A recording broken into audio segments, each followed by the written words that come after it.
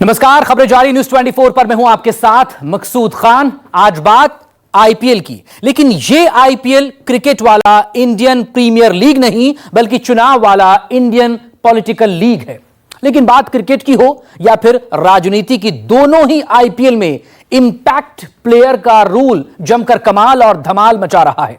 2024 लोकसभा चुनाव में इंपैक्ट खिलाड़ी की भूमिका में दरअसल चुनावी मुद्दे हैं जो फेज दर फेज बदल रहे हैं, और 2024 के पॉलिटिकल लीग में ये इंपैक्ट मुद्दे हर पार्टी को चुनावी रणनीति बदलने के लिए मजबूर भी कर रहे हैं।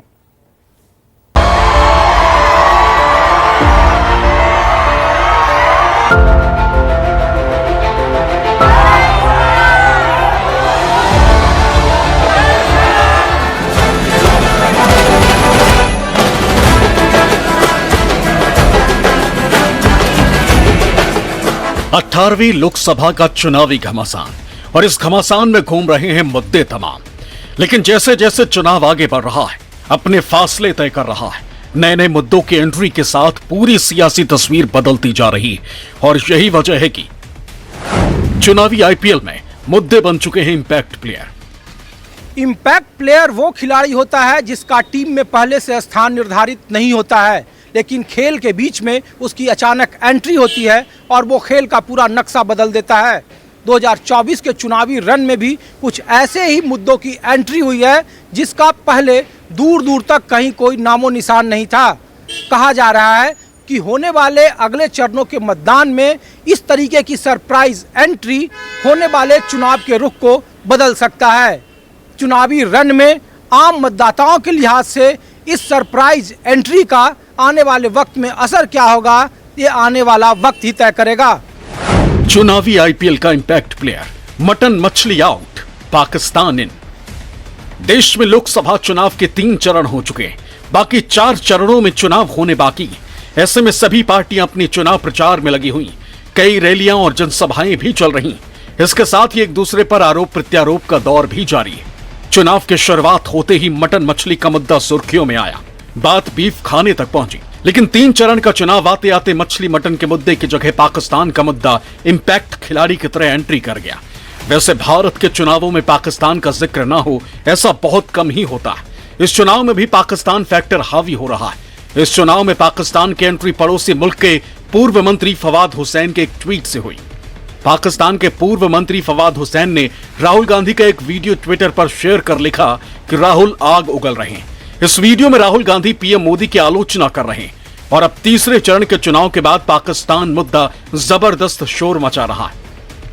कांग्रेस के साथी दल के एक और नेता भारत को धमकी देते हैं, कहते हैं कि पाकिस्तान ने चूड़ियां नहीं पहनी हुई है।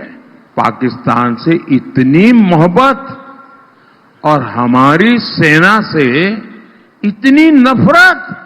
धारा 370 हटती है, राहुल बाबा विरोध करते हैं।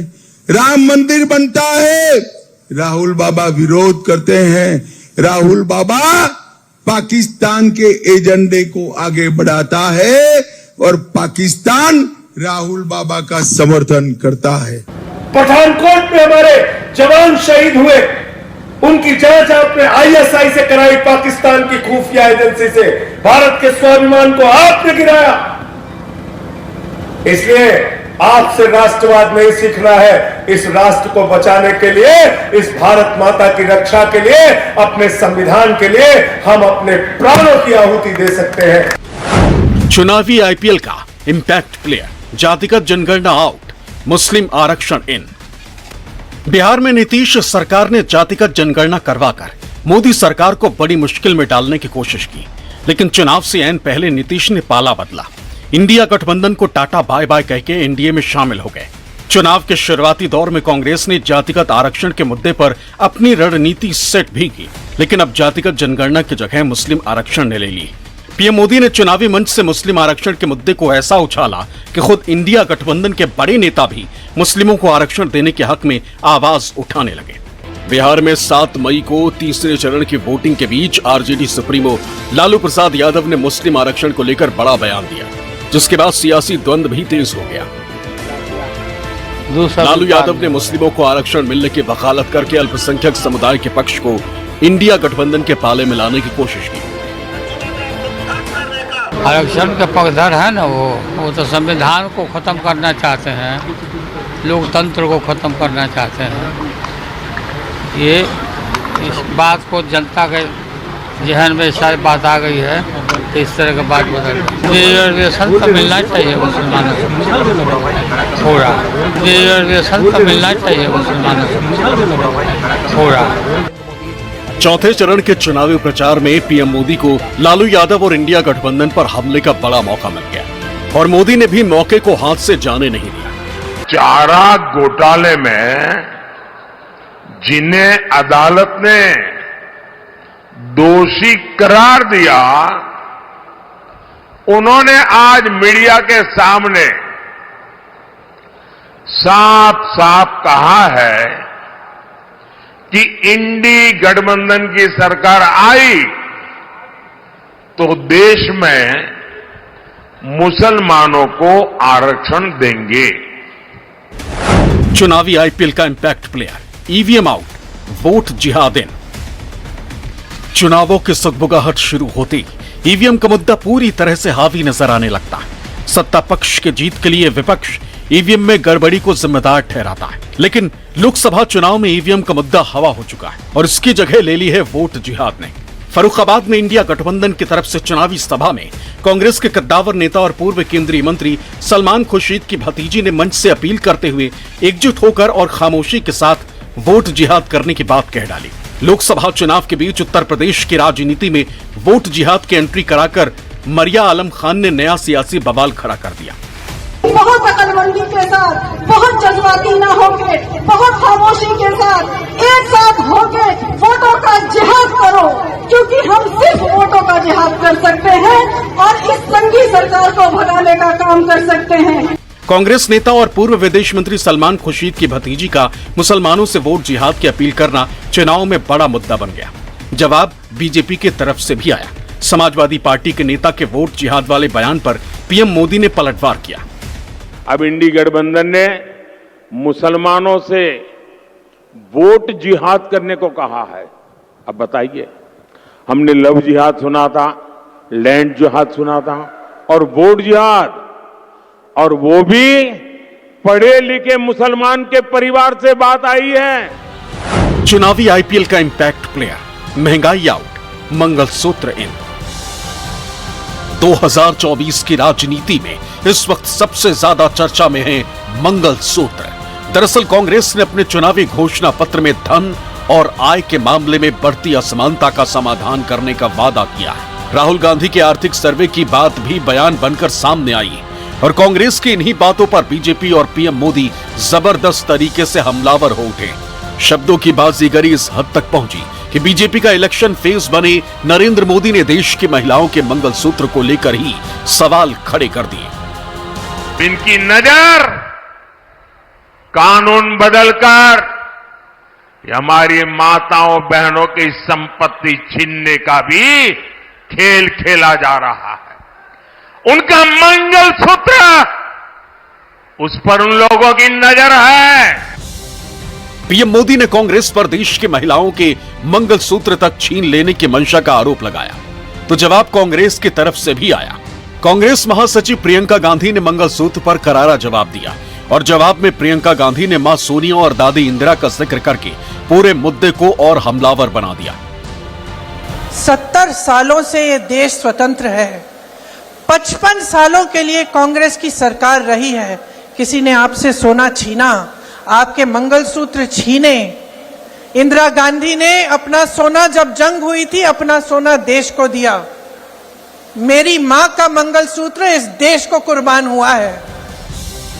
देश में अमीर गरीब को लेकर बीजेपी और कांग्रेस के अपने अपने दावे। दोनों दल खुद को दूसरे से बेहतर बताने पर तुले और चुनाव में ये सब जायज भी है, लेकिन जब अपना ही अपनों पर सवाल खड़ा कर दे तो फिर मुद्दों को मुश्किल बनते देर नहीं लगती। अमेरिका में बैठे कांग्रेस के बड़े बयान बहादुर सैम पित्रोदा ने कुछ ऐसा ही किया। पित्रोदा की जुबान से कांग्रेसी राज में चल रहे और कांग्रेसी राज में ही खत्म हुए विरासत कर का जिक्र हुआ तो पूरा मामला ही बीजेपी के फेवर में जाता नजर आने लगा। In America, there is an inheritance tax. So if, let's say, one has $100 million worth of wealth, and when he dies, he can only transfer probably 45% to his children. 55% is grabbed by government. Now that's an interesting law. It says, you in your generation made wealth. You are leaving now. You must leave your wealth for public. Not all of it, half of it. Which to me sounds fair. Congress का मंत्र है, कांग्रेस की लूट जिंदगी के साथ भी और जिंदगी के बाद भी।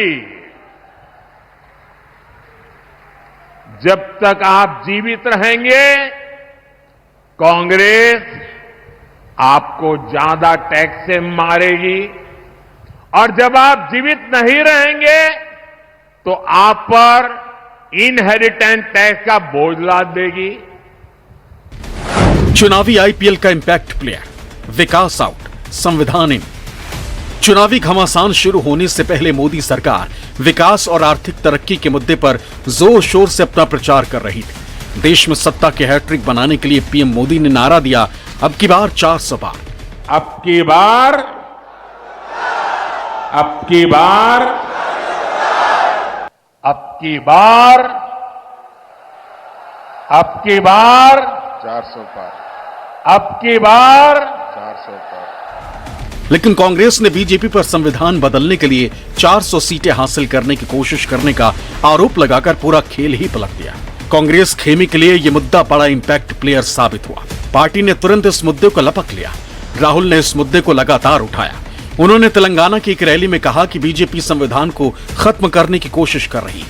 उसके तमाम नेता लगातार 400 सीटें लाकर देश का संविधान बदलने की बात कर रहे हैं। राहुल गांधी ने यहां तक कह दिया कि वो संविधान की रक्षा के लिए अपनी जान देने को भी तैयार है। नरेंद्र मोदी जी चाहते हैं कि ये जो किताब है ये खत्म हो जाए और उनका बिना इस किताब के राज चले। हम ये कभी नहीं होने देंगे। इस किताब को हम कभी नहीं खत्म होने देंगे। इस किताब के लिए हम जान देने को तैयार हैं। कांग्रेस ने बीजेपी के 400 पार के नारे को डैमेज करने की शुरुआत की तो बीजेपी की पेशानी पर भी बल आए। खुद अमित शाह को कहना पड़ा कि कांग्रेस 400 पार के नारे को ट्विस्ट कर रही है। बीजेपी हमेशा आरक्षण के पक्ष में रही है। कुछ दिन से कांग्रेस पार्टी ने हमारे 4 से 400 पार के लक्ष्य को ट्विस्ट करना शुरू किया है। उन्होंने एक प्रकार से 400 पार के लक्ष्य को संविधान बदलने के लिए ये लक्ष्य है और दूसरा एक अपप्रचार कर रहे हैं कि भारतीय जनता पार्टी 400 पार करने के बाद आरक्षण को समाप्त कर दी। चुनावी आईपीएल का इंपैक्ट प्लेयर, राम मंदिर आउट, बाबरी मस्जिद इन। 2024 चुनाव में मुद्दों को लेकर कांग्रेस डाल डाल चल रही है तो बीजेपी भी पात पात है। कांग्रेस ने बीजेपी के 400 पार के नारे को संविधान को खतरा बताकर डैमेज करने की कोशिश की तो बीजेपी ने भी राम मंदिर निर्माण मुद्दे को बाहर करके बाबरी मस्जिद मुद्दे को इंपैक्ट प्लेयर की तरह चुनावी मैदान में उतार दिया। मोदी को 400 सीटें चाहिए ताकि कांग्रेस अयोध्या में राम मंदिर पर बाबरी ताला ना लगा दे। चुनावी आईपीएल में बाबरी मस्जिद की एंट्री से इंडिया गठबंधन भी शॉक हुई। जवाब कपिल सिब्बल ने दिया। बाबरी का ताला राम मंदिर पर लग सकता है? जरा उनसे पूछिए प्रधानमंत्री जी से, उनको ये ज्ञान है, भविष्यवाणी है। हाँ, भविष्यवाणी है कि तब ताला लग सकता है। सुप्रीम कोर्ट की जजमेंट आ गई, मंदिर बन गया, प्राण प्रतिष्ठा हो गई, साष्टांग करते हो आप रोज के रोज, लाखों लोग वहां जाते हैं, तो ताला कैसे लगेगा? ताला तो इलेक्शन कमीशन लगा सकती है, बयानों पे वो लगाती नहीं। ये तो एक विवादित बयान है ना, जो इलेक्शन कमीशन के कोड ऑफ कॉन्डक्ट का उल्लंघन है, साफ उल्लंघन है। कहावत है कि राजनीति में मुद्दों को जलाया नहीं जाता। अब लोकसभा चुनाव में गड़े मुर्दे उखाड़े जाने का सिलसिला शुरू हो चुका है। हालांकि ये कोई पहली बार नहीं है जब भारत में मुद्दे बदलने की राजनीति हो रही हो, एजेंडे को एजेंडे से काटा जा रहा हो। लेकिन जैसे जैसे चुनावों का दौर आगे बढ़ रहा है, वैसे वैसे मुद्दे बदल रहे हैं, हमले तेज हो रहे हैं और हिंदू मुसलमान के जरिए वोटों को साधने का सिलसिला भी तेज हो चला है। Bureau report, news 24।